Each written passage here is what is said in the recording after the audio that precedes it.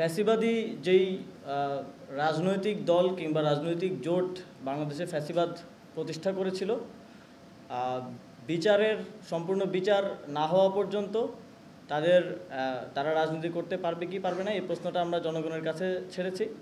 তবে আমরা মনে করি যে কোনো পাবলিক প্রোগ্রাম করার ক্ষেত্রে এ বিষয়ে সরকারের পক্ষ থেকে আমরা ভাবছি সেটাকে কিভাবে বাস্তবায়ন করা হবে সেটা এখনও সুনির্দিষ্টভাবে আলোচনা হয়নি।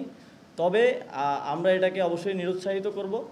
সম্পূর্ণভাবে বিচার করার জন্য আপনারা জানেন সরকার ইতিমধ্যেই ব্যবস্থা নিয়েছে, আইন মন্ত্রণালয় এটা নিয়ে কাজ করছে। মানবতা বিরোধী অপরাধের হিসেবে তাদের বিচার নিশ্চিত করা হবে। দলের বিচারের ব্যাপারে কোনো সিদ্ধান্ত হয়নি এবং বিচারের যে বিষয়টা সেটা আইন মন্ত্রণালয় দেখছে। আইন মন্ত্রণালয় খুব দ্রুতই একটা সুস্পষ্ট একটা রূপরেখা যে বিচারটা কিভাবে হবে সেটা সবার সামনে উত্থাপন করবে। দেশের জনগণ ডিসাইড করবে। যেহেতু একটি গণহত্যা আওয়ামী লীগ ঘটিয়েছে এদেশে, সেই গণহত্যার দায় নিয়ে তারা কিভাবে ফিরবে বা তাদেরকে ফিরতে দেওয়া হবে কি না এটা জনগণ ডিসাইড করবে, এটা জনগণের সিদ্ধান্ত।